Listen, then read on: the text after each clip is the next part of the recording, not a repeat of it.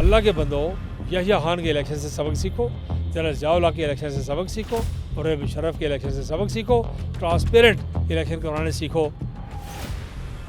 18ویں ترمیم پاکستان کو 4 حصوں میں تقسیم کرنے کی بنیاد رکھ دی گئی. کیا آپ کو انتخابات ہوتے دکھائی دے رہے ہیں؟ یہ ایسے حالات پیدا کرنا چاہتے ہیں کہ جہاں حکومتیں, اسمبلیاں اور ادارے سسپینڈ ہو جائیں. مہاجرین کی نشستیں ختم کرنے سے یہ قضیہ ٹلتا ہے تو یہ میرے خیال میں کوئی بڑی قیمت تو نہیں. قائد اعظم کی موجودگی میں, لیاقت علی خان کی موجودگی میں اتنے ناسمجھ اور نابل تھے, انہیں جو فیصلے کیے وہ ٹھیک نہیں تھے. مہاجرین جموں و کشمیر پاکستان کی ریاست کی ریڈ لائن ہے, مسئلہ کشمیر کی حال تک نہیں چلا جا سکتا.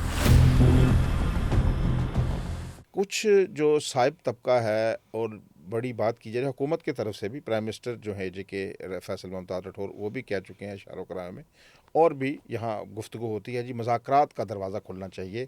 کیونکہ مذاکرات, اب بتائیے کہ آپ کس کے بارے میں کیا رہی ہے, کھلنا چاہیے مذاکرات کا دروازہ؟ خواجہ صاحب ایسے ہے کہ ان مظاہروں میں, اس ایجیٹیشن میں وکلاء بھی ہیں, تاجر بھی ہیں, صحافی بھی ہیں, طالب علم بھی ہیں, سابق سرکاری ملازمین بھی ہیں, اور سول سوسائٹی بھی ہے. ان سب کے ساتھ آپ مذاکرات کے دروازے کبھی بند نہ کریں. ان سب کے ساتھ دروازے جو بات کرنا چاہے وہ بات کریں, لیکن وہ بات اس وقت کریں گے جب دوسرا فریق آمادہ ہو. جی, لیکن یہ بات چیت آپ کالعدم تنظیم کے پلیٹ فارم سے اگر آپ کریں گے تو پاکستان میں تمام کالعدم تنظیموں کے پلیٹ فارم سے آپ کو باتیں کرنی پڑیں گی. پھر یہاں 8-10 تنظیمیں کالعدم ہیں, سب کے ساتھ آپ کو بات کرنی پڑے گی. اس لیے ایسا نہیں کر سکتے کہ آزاد کشمیر ایک قانون نافذ کریں اور پاکستان میں دوسرا قانون نافذ کریں. تو یہ جو بات چیت کی بات ہے, بے شمار لوگ ان میں ایسے ہیں, بے شمار کیا میں کہتا ہوں کہ کوئی 1-2-4% کی میں بات نہیں کرتا, سارے لوگ محب وطن ہیں. یہ احتجاج کرنے والوں میں بہت بڑی اکثریت محب وطن لوگوں کی ہے, پرو پاکستان لوگوں کی ہے. اس لیے ان کے ساتھ مذاکرات میں, سول سوسائٹی کے ساتھ اور ان لوگوں کے ساتھ مذاکرات میں کوئی حرج نہیں ہے, پرووائڈڈ بشرطے کہ وہ مذاکرات کالعدم تنظیم کے پلیٹ فارم سے کریں گے آپ تو اس کا نقصان ہوگا, آپ کو فائدہ نہیں ہوگا. یعنی کہ گفتگو بڑھانی چاہیے جو اس میں طبقات شامل ہیں ان کے ساتھ. جی, لیکن یہ جو آئیڈینٹیفائی ہو چکے ہیں, جن کے سروں پر 1 کروڑ روپیہ انعام رکھ دیا گیا ہے, جی, اور جو کالعدم تنظیم کے عہدیدار ہیں یا ان کے کور کمیٹی کے, ان سے بات چیت نہ کی جی, جائے. یہ پھر آپ کریں گے تو مشکل میں پڑیں گے. آپ دیکھیں کہ پھر اس کا پھر دباؤ لوگ بند بھی ہو. تنقید کرتے ہیں نا کہ کل انہیں آپ دہشت گرد قرار دیتے ہیں, ایسے. آپ ان کے ساتھ بیٹھے ہوئے ہیں. بالکل ٹھیک ہے نا, تو اس طرح کی باتیں ہو رہی ہیں. اچھا مجھے یہ بتائیں کہ ہماری جو ڈائسپورا ہے, وہ ان کی اوورسیز کی تو نشست ہے, اس کے حوالے سے تو بات نہیں کرتے. وہ کہتے ہیں کہ نشستیں مزید بڑھانی چاہیے. وہ بھی کہتے ہیں مہاجرین کی نشستیں ختم کر دیں. ابھی وہ اس جو کریک ڈاؤن ہوا ہے, جو جوائنٹ عوامی ایکشن کمیٹی کو کالعدم قرار دیا گیا ہے, وہاں سے وہ بڑے چیخ کے شور ڈال رہے ہیں. کیا اوورسیز کو اس مسئلے کا صحیح طریقے سے علم نہیں ہے کہ ابھی جو بھی ان کا جوائنٹ عوامی ایکشن کمیٹی کا عہدیدار ہے وہ باہر سے اپیلیں کرتا ہے. ہم بارہا جو شوکت نواز میر صاحب ہیں, انہوں نے جو مفروری کے بعد پہلا بیان جاری کیا ہے, میں اوورسیز والوں سے کہتا ہوں, اوورسیز سے بھی لوگ احتجاج بھی کر رہے ہیں, کوئی کونسلیٹ کے باہر جا کے بھی شور ڈال رہے ہیں. وہ کیا مسئلے سے حقیقت سے آگاہ ہیں یا انہیں گمراہ کیا گیا ہے, یا ان کا کیا مخمصہ ہے؟ دیکھیے ایسے ہے کہ یہ جو ہماری کشمیری کمیونٹی ہے باہر, پاکستانی کمیونٹی, کشمیری کمیونٹی, یہ بہت عظیم لوگ ہیں اور بڑے محب وطن لوگ ہیں. اور یہ لوگ وہاں پر جو ہے وہ پاکستان کے سفارتکار ہیں. بڑی وائبرنٹ سوسائٹی ہے. ان کا مسئلہ کشمیر کے حوالے سے اور پاکستان کی اکانومی کے حوالے سے بڑا امپارٹنٹ رول ہے, اس کو ہم فراموش نہیں کر سکتے. یہ بات ذہن میں رکھنی چاہیے کہ وہاں پر پاکستان کے شہری بھی ہیں دنیا میں, ہندوستان کے شہری بھی ہیں, اور ریاست جموں و کشمیر کے شہری بھی ہیں. فیلڈ مارشل ایوب خان اور جواہر لال نہرو نے پوری کوشش کی کہ وہ پاکستان اور ہندوستان کی پارلیمنٹس میں پاکستان اور ہندوستان کے لوگوں کو نمائندگی دے سکیں. اس وقت سے لے کے 50 سے لے کے اب تک کوشش ہو رہی ہے, کامیاب نہیں ہو سکے. مسلم کانفرنس کو اللہ نے یہ اعزاز دیا, مجاہد سردار ایوب خان صاحب, سردار اسکندر یاد خان صاحب, ان کو اللہ نے یہ توفیق دی کہ 1985 میں جب ہماری حکومت بنی تو ہم نے کشمیری تارکین وطن کو پہلی مرتبہ پارلیمنٹ میں نمائندگی دی اور بیرون ملک لوگوں کا حق تسلیم کیا. دوسرا یہ بات میں ریکارڈ کریڈٹ بھی مسلم کانفرنس کا ہے, ہم نے آغاز کیا. جو کام فیلڈ مارشل بھی ایوب خان اور جواہر لال نہرو چاہنے کے باوجود نہیں کر سکے, ہم نے کر دیا. اور دوسری بات یہ ہے کہ میں روز اول سے کہتا ہوں کہ ہمیں جو کشمیری کمیونٹی ہے اس کا ڈیٹا بیس کرنا چاہیے اور آن لائن جو ووٹنگ سسٹم ہے اس میں کسی طرح ان کو شامل کرنا چاہیے تاکہ وہ یہاں کے الیکشن میں جو آزاد کشمیر کے عام انتخابات ہوتے ہیں انتخابات میں رائے بھی دے سکیں. آنے والے وقت میں رائے شماری بھی ہو تو وہ ہمیں ان کو اپنے معاشرے سے الگ نہیں کرنا چاہیے. اس لیے کہ ہم کبھی کبھی پتہ نہیں کیا دانش مندی سے دور باتیں کرتے ہیں کہ آزاد کشمیر کی آبادی اتنی رہ گئی ہے. آزاد کشمیر کی آبادی کو 45-50 لاکھ سے کم بیان کر کے ہم کو بھلا نہیں کر رہے. ہم یہ بہت چھوٹی باتیں کر رہے ہیں. یہ سارے لوگ جو باہر بیٹھے ہوئے ہیں یہ آزاد کشمیر میں ان کو ووٹ کا حق ہونا چاہیے. اور اگر ان کو برطانیہ میں ووٹ کہا گیا ہے، فرانس، جرمنی، کینیڈا، آسٹریلیا میں ووٹ کہا گیا ہے، امریکہ میں ہے، تو اب یہاں کیوں ان سے حق چھین دیں؟ تو ان کا ڈیٹا بیس کرنا چاہیے. تیسری بات میں یہ کہتا ہوں کہ کمیونٹی کے کچھ دوست جو بہت جذباتی ہیں ان کی خدمت میں گزارش کرنا چاہتا ہوں کہ عراق پر حملہ ہوا اور برطانیہ میں اور یورپ میں مظاہرے ہوئے. تاریخ کا سب سے بڑا مظاہرہ جو ہے، بہت بڑا مظاہرہ عراق کے حق میں ہوا اور امریکہ کے خلاف ہوا. آپ نے دیکھ لیا. اس کے بعد آپ نے دیکھا کہ فلسطین کے حق میں برطانیہ سمیت ساری دنیا میں کتنے عظیم شان مظاہرے ہوئے. اس میں تھوڑی بہت توڑ پھوڑ بھی ہوئی، ہلا گلا بھی ہوا. یہ مجھے بتائیے کہ برطانیہ سمیت دنیا کے کسی ملک نے مظاہرین کے ساتھ مذاکرات کیے ہیں یا ان کو قانون کے مطابق ڈیل کیا ہے؟ اگر انہوں نے مذاکرات کیے دنیا میں کہیں تو آپ بھی ضرور مذاکرات کا مشورہ دیں. لیکن جس ملک میں آپ رہتے ہیں اس ملک کا قانون یہ ہے کہ جو آدمی لا اینڈ آرڈر کو ہاتھ میں لینے کی کوشش کرے، تعداد اس کی جو بھی ہو، وہاں قانون کو، آئین کو، نظام کو، لا انفورسمنٹ ایجنسیز کو حرکت میں آنا چاہیے. تو اگر برطانیہ کے لیے آپ کو یہ پسند ہے کہ پرتشدد مظاہرین تھے، پرامن مظاہرین کے بارے میں تو ہم کو بات ہی نہیں کرتے. پرامن مظاہرہ جمہوریت کا حق ہے، وہ آپ کریں، میں کروں، آپ کا مخالف کرے، ہمارا مخالف کرے، ان کو حق ہے. لیکن یہ جب مظاہرے پرتشدد ہو جائیں تو وہاں کی دنیا بھر کے ملک جو ہے وہ آئین اور قانون کے مطابق عمل کرتے ہیں.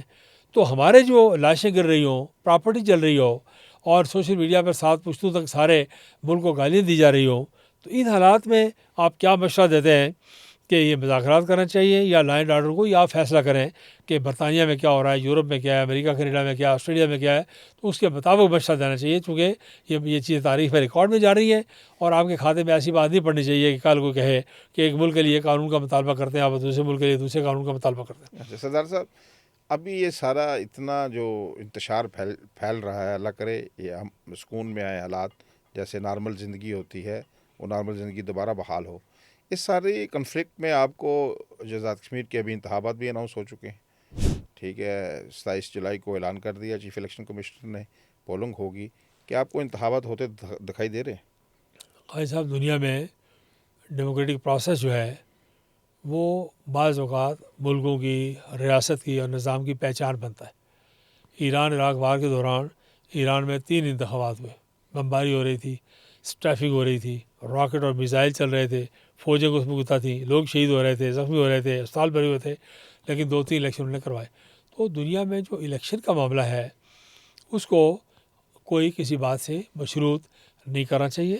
لا اینڈ آرڈر، میرا یقین ہے، میرا پختہ یقین ہے کہ لا اینڈ آرڈر اگلے 2-4 دن میں کافی حد تک چیزیں بہتری کی طرف چلی جائیں گی. لوگ بڑے سمجھدار ہیں اور وہ سمجھتے ہیں کہ آزاد کشمیر میں امن و امان کو خراب کرنے کے لیے عام آدمی ہمارا کوئی دلچسپی نہیں رکھتا. ایک مخصوص طبقہ ہے، باقی سارے لوگ جو ان کے ساتھ چلتے ہیں وہ مسئلے مسائل، اور وہ مسئلے مسائل بھی آپ نے چونکہ ناجائز مسائل لوگوں کے حل کیے ہیں اور لوگوں کو امید دلوائی ہے کہ یہ شاید آپ کے کوئی مسیحا ہیں، اگر آپ یہ نہ کرتے تو پھر یہ بات بھی نہ ہوتی. ان کے ساتھ جو ہجوم ہے ان میں سے نصف سے زیادہ لوگ وہ ہیں کہ جب آپ کہتے ہیں کہ جی ہم نے ان کے کہنے پر پل بنا دیے، فلاں کر دیا، فلاں کر دیا، یہ کر دیا، یہ سستا کر دیا، یہ سبسڈی دے دی. یہ سبسڈی مجاہد اول نے شروع کی تھی، سبسڈی 70s میں مسلم کانفرنس کی حکومت نے دی، آغاز ہی انہوں نے کیا. تو اس ساری بات کو اگر آپ جو ہے ان کے کھاتے میں ڈالتے رہے اور ڈالتے چلے آئے ہیں تو اس سے ان کو تقویت پہنچی ہے اور عام لوگوں میں پذیرائی کا موقع ملا ہے. اس میں ہم سارے قصوروار ہیں، ناکام ہوئے ہیں. میں تو کہتا ہوں کہ بالکل جو لوگ اس پچھلے عرصے میں اس سارے عرصے میں یہ چیزیں ڈیولپ ہوئی ہیں، دیکھیں نا، آنن فارن اتنی بڑی فورس تو نہیں تھی نا، مطالبات ہی 3-4 تھے، بجلی پانی گیس کے مطالبات یہ تھے، بڑھتے گئے، پھر جی بچے دیتے گئے، آٹا چینی چاول، تو یہ بچے دیتے گئے اور بڑھتے گئے. اب وہ یہ مسائل یہ بھی اب حل کریں گے تو اس سے بھی بڑھیں گے، یہ بند نہیں ہونے والے. یہ جب تک آزاد دیکھیے کچھ لوگوں کی خواہش ہے، خواہش صاحب، پاکستان کی پوزیشن، مسئلہ کشمیر پر پاکستان کی پوزیشن ہندوستان کے مقابلے میں بدرجہ بہتر ہے. کیا بہتر ہے؟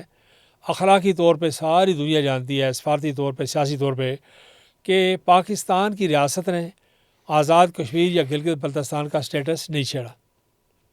اکثر چین کے معاملے میں آپ کو چین کے ساتھ بات کرنی پڑی تو آپ نے چین سے لکھ کر لیا، چو این لائی کو ایگری کروایا فیلڈ مارشل ایوب خان نے کہ اس علاقے کے مستقبل کا حتمی فیصلہ بھی ریاست جموں و کشمیر کی قیادت کرے گی اور یہ علاقہ ریاست جموں و کشمیر کا حصہ ہے، وہ آپ نے دنیا سے بنوایا۔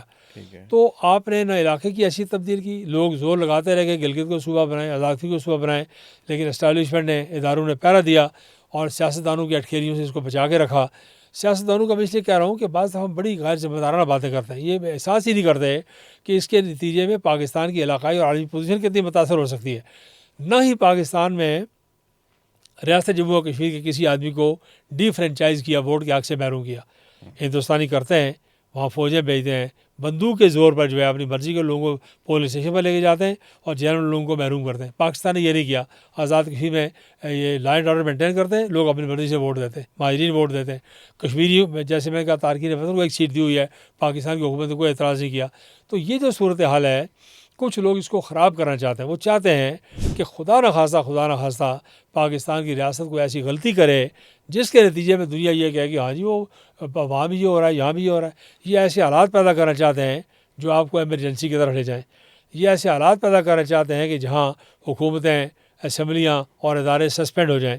یہ کچھ لوگ ایسے حالات پیدا کرنا چاہتے ہیں خون ریزی کے ذریعے کہ چاروں ناچار پاکستان کی فوج کو مجبور ہو کر موو کرنا پڑے۔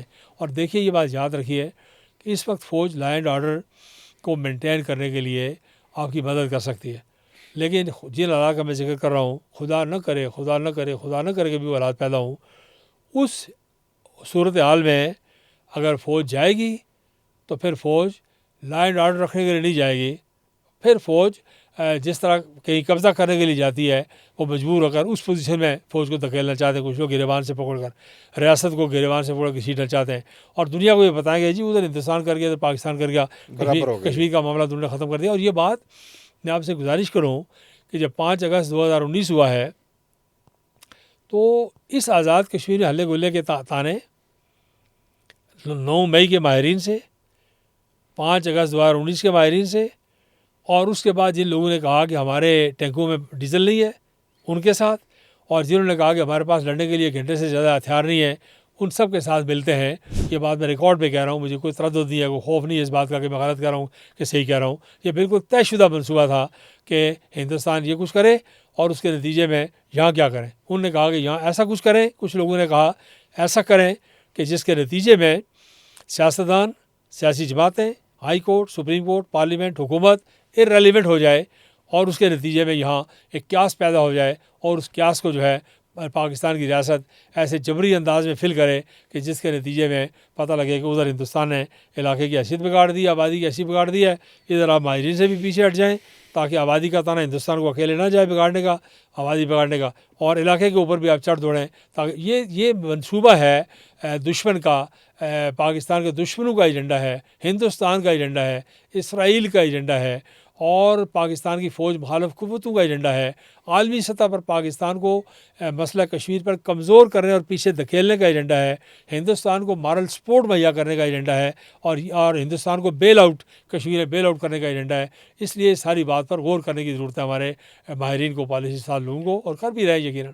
اچھا سردار صاحب، جو کالعدم جوائنٹ عوامی ایکشن کمیٹی کا سب سے بڑا مطالبہ تھا یہ جو مہاجرین کی نشستیں ختم کر دی جائیں، اس پہ بڑی بات گو کہ آپ بڑے تفصیل سے مختلف چینلز پر میں دیکھ رہا ہوں بڑی وستار سے یہ چیزیں بتا رہے ہیں، اس کے ختم کرنے سے کیا فرق پڑتا ہے؟ کیا عالمی مقدمہ کشمیر کمزور ہوتا ہے؟ کچھ لوگ کہتے ہیں کچھ بھی نہیں ہوتا۔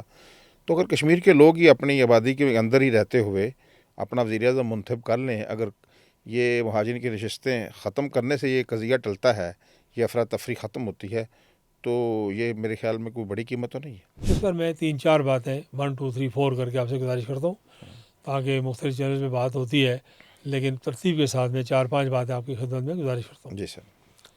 ایک تو یہ ہے کہ دنیا کی کسی ریاست میں، پاکستان ہو، ہندوستان ہو، امریکہ ہو، کسی ریاست میں آپ جو دستور ساز قوتوں کے فیصلے ہیں ان کو اسمبلیاں، قانون ساز اسمبلیاں یا ہائی کورٹ یا سپریم کورٹ نہیں چھیڑ سکتے، جسے ہم آئین کی بنیادی اساس کہتے ہیں۔ جی، دستور اساسی سے کہتے ہیں۔ اوکے اوکے، پاکستان کے دستور کی کچھ اساس ہے، ٹھیک ہے، ہندوستان کے دستور کی اساس ہے، امریکہ کے دستور کی اساس ہے۔ آئینی شکیں وغیرہ تبدیل آج ہو اگر سکتی ہیں۔ امریکہ میں ڈیموکریٹس اور ریپبلکن اکٹھے ہو جائیں کانگریس میں سارے مل کے اس بنیادی احساس کو چھیڑنا چاہیں تو نہیں چھیڑ سکتے.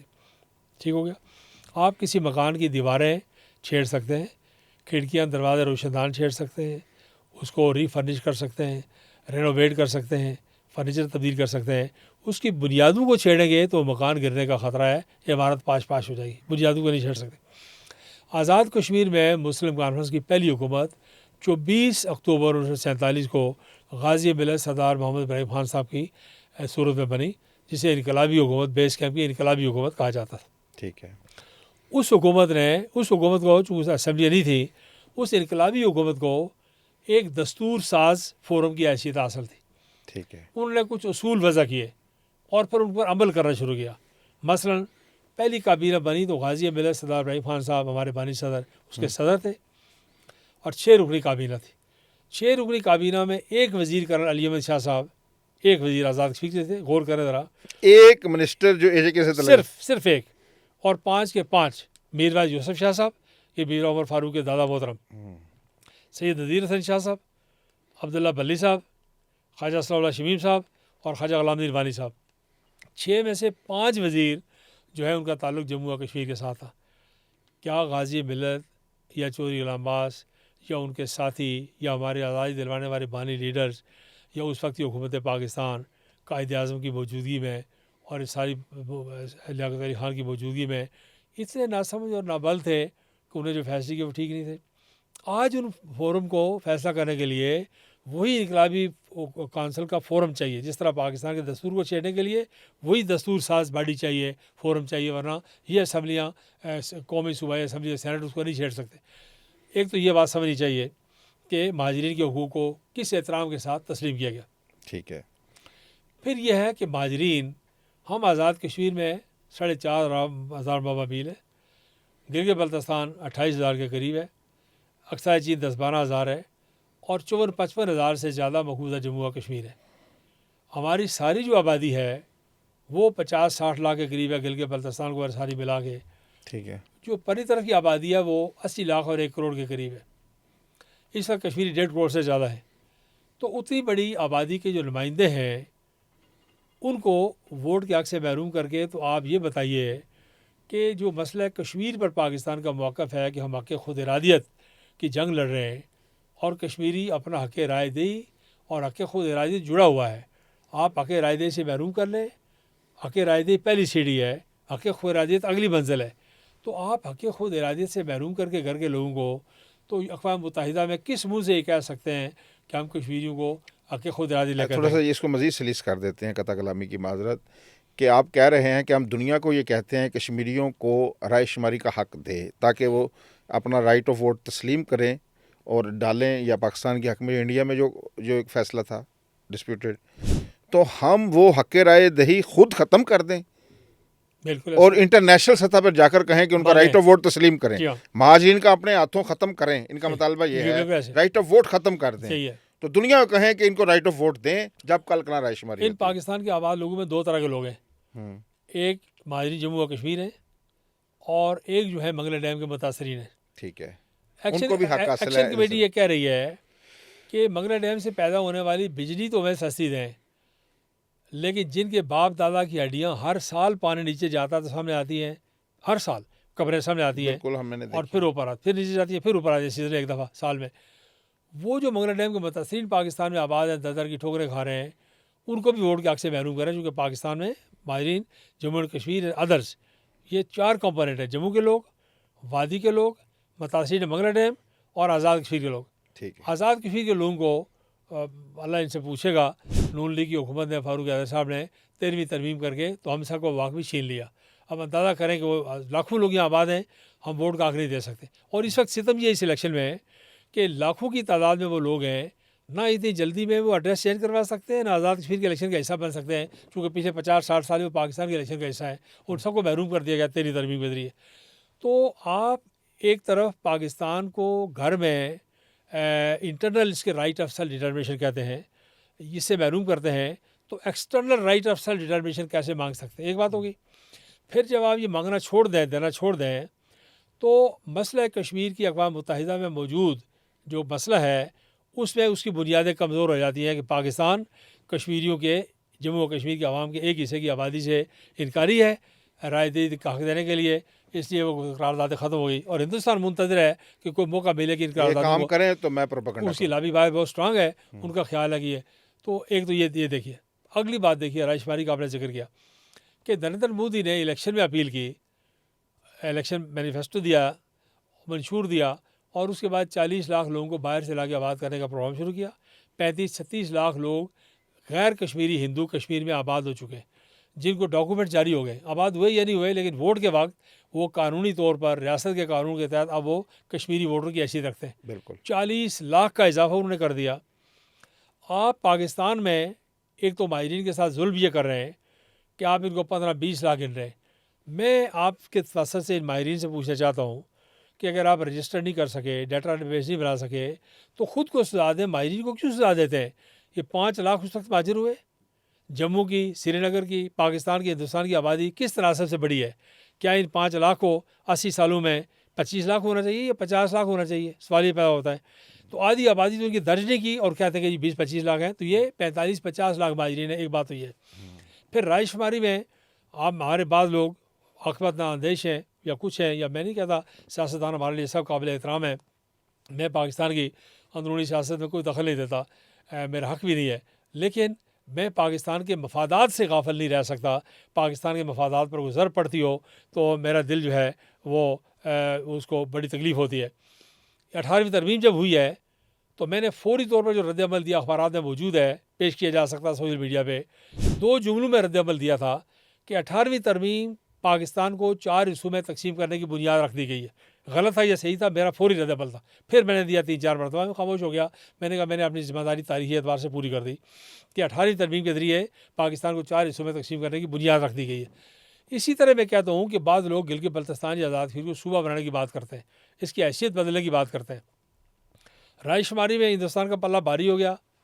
اگر آپ صوبہ بناتے ہیں تو گلگت کا ووٹ بھی ضائع ہو گیا، آزاد کشمیر کو چھوڑتے ہیں تو اس کا ووٹ بھی ضائع ہو گیا، ماہرین کا ووٹ بھی آپ نکالنا چاہتے ہیں، کشمیری تارکین وطن کا ڈاٹا بیس بھی آپ کے پاس نہیں ہے۔ تو کل ایک اور بنیادہ محسوس ہو گیا۔ میں دعا کرتا ہوں، نفل پڑھ کے دعا کرتا ہوں کہ اللہ فیلڈ مارشل کو زندگی دے، طویل زندگی دے، اور ان کی ٹیم کو موقع دے۔ میرا دل گواہی دیتا ہے، قائد صاحب یہ بات ریکارڈ میں رکھیے گا، یہ اگلا 10 سیکنڈ کا کلپ، میرا دل گواہی دیتا ہے کہ آنے والا وقت دنیا میں پاکستان کا ہے۔ آنے والے وقت میں آپ دیکھیں گے کہ عرب ملکوں کی نہیں، عرب ملکوں کی اور یورپین ملکوں کی انویسٹمنٹ پاکستان میں آئے گی۔ ابھی 8-10 ملک اس بات کے لیے تیار ہیں کہ حالات ٹھیک ہوں، یہ اسرائیل، امریکہ، ایران معاملہ سیٹل ہو تو دیکھیں گے کہ پاکستان کے ساتھ MOU سائن کریں گے، اور اگلے سال 2 سال میں آپ کو پاکستان میں کوئی معاشی بحران، کوئی IMF، کوئی ورلڈ بینک نظر نہیں آئے گا۔ آپ کو بالکل ہر چیز نارمل نظر آئے گی۔ پاکستان میری نظر میں اس طرف جا رہا ہے۔ یہ جو ترقی حاصل کرتا ہوا پاکستان ہے، کامیاب ہوتا ہوا پاکستان ہے، دنیا میں مقبول ہوتا ہوا پاکستان ہے، یہ پاکستان اگر ایک اور بنیاد محسوس کا موقع ملا، وہ کبھی کہتے ہیں کہ آپریشن سندور جاری ہے، اگر وہ جاری ہے یا جاری نہیں ہے، لیکن آپریشن بنیاد محسوس جاری ہے، میں ان کو بتانا چاہتا ہوں۔ ایک جھٹکا اور ہوا تو آپ کے ساتھ مذاکرات کی میز پر بیٹھیں گے۔ قائد صاحب یہ بتائیے کہ مذاکرات کی میز پر 40 لاکھ لوگ فالتو لے کے بیٹھیں گے، آپ گلگت بلتستان کو صوبہ بنا کے پاکستان کی حیثیت کو کمزور کر کے 15-20 لاکھ ووٹ سے محروم ہونا چاہتے ہیں، مہاجرین کو ووٹ کے حق سے محروم کر کے ڈی فرینچائز کر کے آپ 15-20 لاکھ 40-50 لاکھ ووٹ ہی ضائع کرنا چاہتے ہیں۔ یہ کہاں کی دانش مندی ہے؟ جب تک مسئلہ کشمیر حتمی طور پر حل نہیں ہو گیا، اس وقت تک ریاست جموں و کشمیر کے کسی حصے کی حیثیت تبدیل نہیں کی جا سکتی، اور ریاست جموں و کشمیر کی آبادی کے کسی حصے کو نہ پاکستان نہ ہندوستان ڈی فرینچائز نہیں کر سکتا۔ اگر ہندوستان کرتا ہے تو وہ کل سزا بھگتے گا۔ آنے والے وقت میں چین بہت طاقتور ملک بنتا جا رہا ہے اللہ کے فضل سے۔ یہ جو اسلحہ کی نمائش انہوں نے کی ہے، ساری دنیا کو، یورپ، امریکہ کو میسیج دے دیا انہوں نے کہ اگر ان کے پاس دنیا میں 30 منٹ میں دنیا کے کسی ملک پر ایٹم بم گرانے کی طاقت تھی، تو چائنیز نے ثابت کر دیا کہ وہ یہ کام 20 منٹ میں کر سکتے ہیں۔ اور امریکہ دنیا کا نمبر 1 تھا، 30 منٹ لیتے تھے۔ چائنیز نے جو ڈیوائسز تیار کی ہیں، وہ جو وار ہیڈ کیریئرز ہیں، وہ 20 منٹ لیتے ہیں، اور 18,000 میل دور، کلومیٹر دور مار کرنے والے ہتھیار ہیں، جو نشانے پہ لگیں گے تو زیادہ سے زیادہ 1.5, 2, 3 میٹر دائیں بائیں ہو سکتے ہیں، ورنہ پریسائز جائیں گے۔ تو یہ جو قوت ہے معاشی اور فوجی قوت چین کی، یہ دنیا میں اسے جس دن کرنسی آ گئی چین کی، जैसे डॉलर के मुकाबले में करेंसी आ गई, आप दुनिया का नक्शा अगले 6 महीने में तब्दील देखेंगे। और पाकिस्तान और चीन यक कालब और दो जान हैं, आप देखते हैं। तो ये दुनिया का निज़ाम सारा इलाकाई तौर पर रूस के तल्लुकात आपके साथ अच्छे हैं, ईरान के साथ बहुत ख़राब थे, लेकिन ईरानी पार्लियामेंट में पाकिस्तान का परचम, ईरानी पार्लियामेंट में पाकिस्तान जिंदाबाद के नारे, और ईरान की हुकूमत की तरफ से field marshal general Asim Munir के लिए तराना। ज़रा गौर करें ज़रा, तराना तो ठीक है, खालिस्तान से भी खूबसूरत आया है, बाकी जगहों से भी आया है, पूरी दुनिया से तारीफ़ें हो रही हैं। तो ये जो सूरत हाल है सऊदी अरब के साथ आपके बेहतर ताल्लुकात, तो आप इलाकाई तौर पर और आलमी तौर पर दोनों एतबार से बेहतरी की तरफ जा रहे हैं।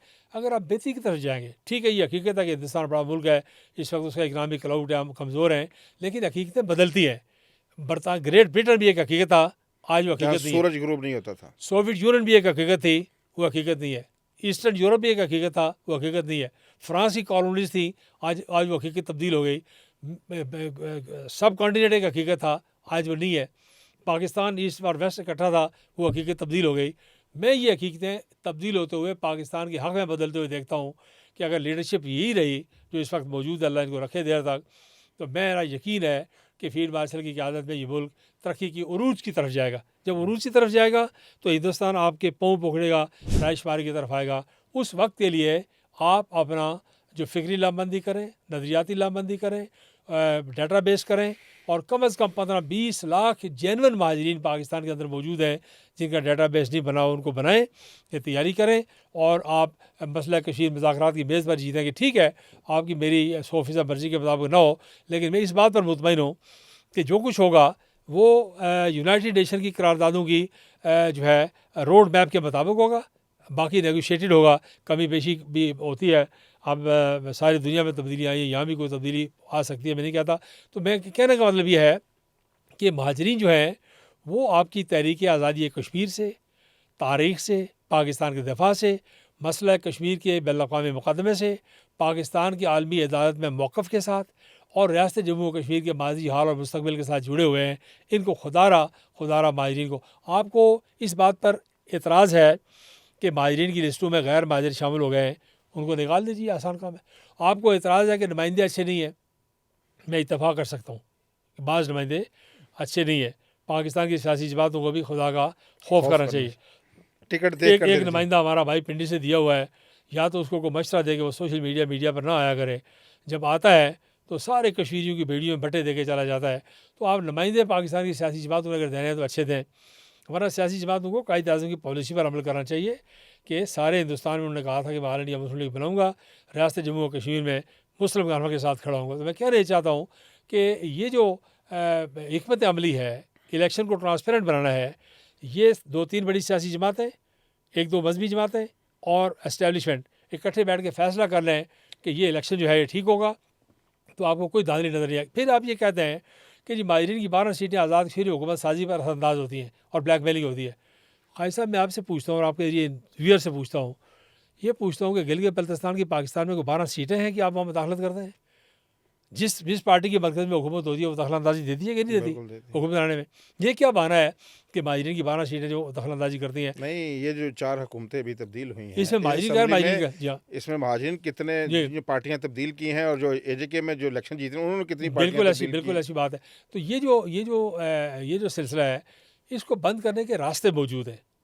आप हिकमत अमली ठीक करें, इलेक्शन का प्रोसेस ठीक करें, उम्मीदवार ठीक चुनें जिनको कश्मीर के बारे में पता हो, माहिरीन के मसाइल से वाक़फ़ हो, और मसला कश्मीर का सुदबुद हो। और फिर एक और बात करें जो अभी तो नहीं हो सकती, लेकिन मैं तजवीज़ देता हूँ फूड फॉर थाट के तौर पर, बहुत दूर की भी नहीं है लेकिन काबिल अमल है 100%, कि आप मेहरबानी करके आज़ाद कश्मीर और GB में इंतखाबात पाकिस्तान के इंतखाबात के साथ करवाएं। हमारा देरीन मुतालबा है मुस्लिम कॉन्फ्रेंस का, साल का। यहाँ हुकूमत बन जाती है, वज़रा का एक लश्कर चला जाता है, और कोई पीपल्स वर्क प्रोग्राम, कोई तामीर वतन प्रोग्राम, को फलां प्रोग्राम, को बेनज़ीर कम प्रोग्राम करोड़ों रुपए लेके चलता है, और वहाँ जाके तो अजीब व गरीब किस्म की बातें होती हैं। और फिर क्या देती फलां आ गया, फलां जीत गया। भाई खुदा के बंदो, अल्लाह के बंदो, यहिया खान के इलेक्शन से सबक सीखो, जनरल ज़िया-उल-हक के इलेक्शन से सबक सीखो, परवेज़ मुशर्रफ के इलेक्शन से सबक सीखो, ट्रांसपेरेंट इलेक्शन करवाने सीखो। क्यों आप दखल-अंदाज़ी करते हैं लोगों को अपना? इसका तरीका ख़ास साहब ये है कि सब अपना मसरूफ़ हों, एक ही डेट रखी जाए पाकिस्तान के चारों सूबों में, اور اس کا گلگت اور آزاد کشمیر گلگت میں بلتستان آزاد کشمیر میں ایک دن آدھا الیکشن، فساد کم ہو جائے گا. تو مہاجرین کے بارے میں بات لمبی ہو گئی، لیکن میں شکر گزار ہوں آپ نے پوچھا ہے. تو اس مسئلے کو میں نے جو میری معلومات ہیں اس کو اور بھی باتیں ہوں گی، لیکن جو ضروری معلومات ہیں یہ بالکل مہاجرین کے مسئلے پر پورا ایک کمپلیٹ تھیسس ہے جسے لوگوں ہاں کوئی آدمی اگر یہ کہتا ہے کہ دودھ کالا ہے تو اس کے ساتھ بحث نہیں ہو سکتی. کوئی آدمی یہ کہتا ہے کہ اس وقت رات ہے، خالد صاحب اس کے ساتھ بحث نہیں ہو سکتی. لیکن کوئی آدمی کو بات سمجھ نہ چاہے تو اس کو ضرور سمجھایا جا سکتا ہے کہ غلط کیا اور صحیح کیا ہے.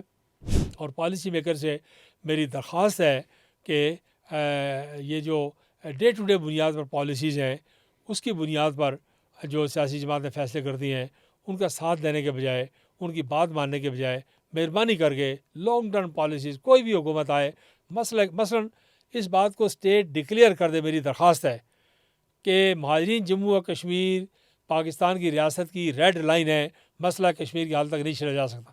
ڈکلیئر کر دیں کہ نو گو ایریا ہے. کوئی ناراض ہو کے راضی ہو گھر میں بیٹھا رہے، زیادہ غصے میں آئے تو 2 گلاس پانی فالتو پی لے، لیکن یہ مت کرے. تو یہ چیپٹر کلوز ہو جائے گا. ایک دفعہ دیکھیے ایڈمنسٹریشن جب اس بات پر آتی ہے کہ ریاست کی ریٹ قائم کرے تو کراچی میں 4-4-5-5 لاکھ کے جتھے تھے. آپ نے کہا کہ نہیں ہوں گے تو نہیں ہوئے نا، بند ہو گئے. قبائلی علاقے میں آپ نے کہا کہ جتھا کلچر قبول نہیں ہے، آپ نے کہا کہ بند ہو گئے. ڈی چوک میں آپ نے کہا کہ جتھا کلچر نہیں ہوگا، بند ہو گئے. گلگت بلتستان میں ہم سے بڑی طاقتور ایکشن کمیٹی تھی، باوردی پولیس کے لوگ نعرے لگاتے تھے، تقریریں کرتے تھے. آپ نے فیصلہ کیا 2 مہینے پہلے کہ نہیں ہوگی، تو یہ الیکشن کل 7 تاریخ کو ٹھیک ہوا. کوئی سوشل میڈیا پہ کوئی مظاہرہ الگ والا نہیں ہے کہ یہ کریں وہ کریں، آئین تبدیل کریں، قانون بدلیں، الیکشن نہ کروائیں. تو اس لیے اسٹیٹ اپنی اس وقت تک میں شکر گزار ہوں کہ پیپلز پارٹی کی حکومت کا خاص طور پر شکر گزار ہوں، فیصل راٹھور صاحب کا، بلاول بھٹو صاحب کا اور آصف زرداری صاحب کا، فریال تالپور صاحبہ کا، کیونکہ ظاہر ہے ان کی گائیڈنس میں یہ آزاد کشمیر کی حکومت چل رہی ہے. قائم کام صدر ہیں جو لطیف اکبر صاحب، تو لطیف اکبر صاحب، ان سب کو شکریہ ادا کرتا ہوں کہ انہوں نے بہت اسٹرانگ میجرز لیے ہیں. کچھ لوگوں کو کالعدم کرنے کا فیصلہ کیا ہے اور باقی آبادی کو نہ کالعدم کیا جا سکتا ہے، نہ وہ کالعدم ہیں، نہ وہ 4 شیڈیول والے لوگ ہیں. وہ 1 لاکھ سٹیزن ہے کشمیری، محب وطن ہے، معصوم ہے. ان میں سے جس کے ساتھ مذاکرات کرتے ہیں ہمیں کچھ کرنا ہے تو ہم بالکل مسلم خانہ اس کے لیے 10 پستہ حاضر ہے. اگر کوئی کسی جگہ ضرورت ہے تو ہم حاضر ہیں، ہماری کوئی بات اگر کہیں کام آ سکتی ہے. تو یہ تھوڑا سا بیک گراؤنڈ تھا. تو اچھا کیا آپ نے، بڑا امپورٹنٹ سوال ہے. اس پر میرا خیال ہے اتنی ایلیبوریٹ بات پہلے نہیں ہوئی. الگ الگ جیسا باتیں ہوتی نہیں، آج ساری باتیں، کافی ساری باتیں اکٹھی ہو گئی ہیں. تو میں بہت شکر گزار ہوں خواجہ صاحب. سر بہت شکریہ، آپ نے ہمیں وقت دیا. ناظرین، آپ نے گفتگو سنی صدر مسلم کانفرنس اور سابق وزیر اعظم آزاد کشمیر اور مجاہد اول کے فرزند ارجمند سردار عتیق احمد خان کی. انہوں نے جو مسلم کانفرنس کا جو موقف ہے وہ بھی آپ کے سامنے رکھا ہے. اس کے ساتھ ساتھ جو مہاجرین نشستوں کا ایک تاریخی طور پر یہ کیسے شامل ہوئی، ان کی پوری تاریخ بیان کی ہے اور ضروری کیوں ہے، یہ ساری چیزیں انہوں نے کھل ایک کر. بات آپ کی اجازت سے، جی فرمائیے. ایک بات میں آخری بات آپ کی یاد آ گئی. دیکھیے ہم اسلامک سویلائزیشن سے تعلق رکھتے ہیں، مسلمان سویلائزیشن ہے، مسلم سویلائزیشن ہے. ایک بات کا خیال رکھنا چاہیے کہ کہیں ہم خدا نہ خواستہ مہاجر انصار کا جھگڑا ڈال کے گنہگار ہی نہ ہو جائیں اور دین دنیا سے نہ چلے جائیں.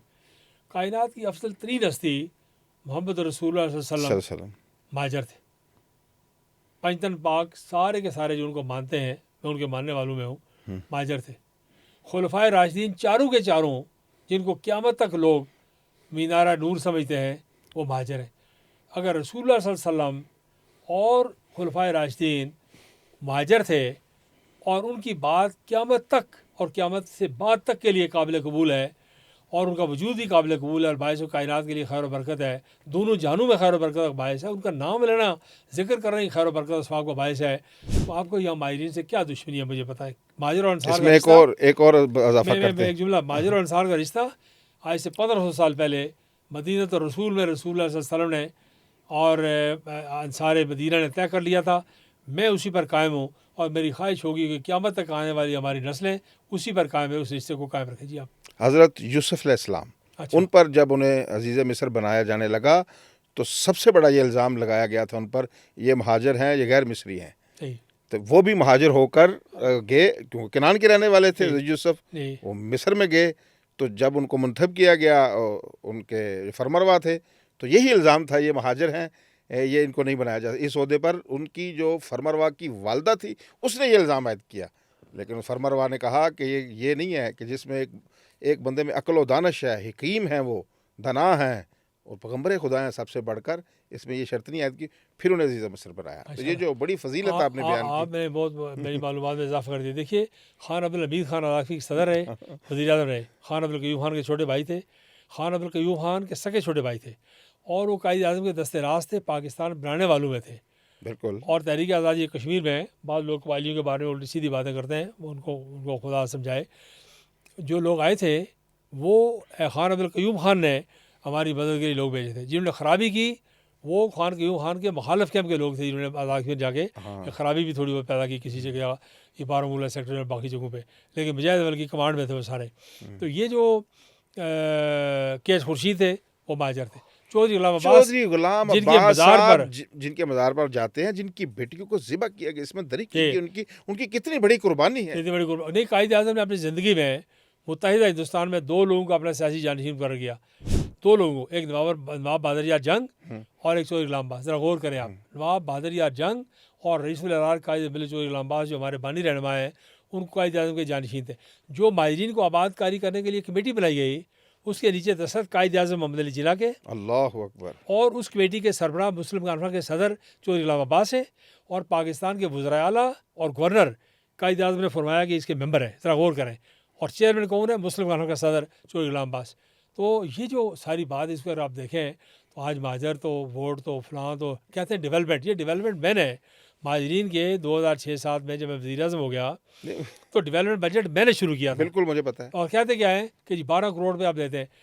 خیر صاحب 2.5 خرب روپے سے زیادہ پاکستان ہر بجٹ میں آپ کی امداد کرتا ہے. ہمارا اپنے ریونیو جو ہے وہ 50, 60, 65 ارب روپے کے قریب ہے. تھوڑا سا ٹھیک کریں تو بڑھ بھی سکتے ہیں. ہو سکتا ہے کہ اگر آزاد فیلڈ کو مینیج کریں آپ، ٹورزم کو اور ہائیڈل جنریشن کو اور ہربل اسٹرینتھ کو اور منرلز کو، تو میرا یقین ہے، میں نے شروع کیا تھا منرلز کو کینیڈین کے ساتھ ایکسپورٹ کرنے کا، روبی کا. اگر یہ شروع کریں آپ تو 2-3 سالوں میں آپ یہ سارے کئی خرب اپنے پورے کر سکتے ہیں، مشکل نہیں ہے. لیکن اس وقت جو صورتحال ہے کہ 2.5 خرب سے زیادہ پاکستان آپ کو پیسے دے رہا ہے ہر سال بجٹ میں، اور آپ یہ کہتے ہیں کہ اس پاکستان کی سرزمین پر رہنے والے کشمیریوں کو 12 کروڑ کیوں دیتے ہیں؟ یعنی کوئی خدا کا خوف نہیں. مجھے اس دور میں مجھے بتائیے 1 کلومیٹر سڑک نہیں 1 کروڑ روپے میں بنتی سردار. نہیں سر، میں نے آپ سے گزارش کی کہ میرے حلقہ انتخاب میں پاکستان کے 48 ڈسٹرکٹ ہیں. مظاہرے کر کے آپ اربوں روپے کا نقصان ایک کنواں بنائیں آپ، 2-4 فٹ پاتھ بنائیں، اور 1 آدھ قبرستان کی 4 دیواری میں وہ پیسے پورے ہو جاتے ہیں. اس میں کرپشن کیا ہے تو وہ ننگی نہائے گی کیا، نچوڑے گی کیا.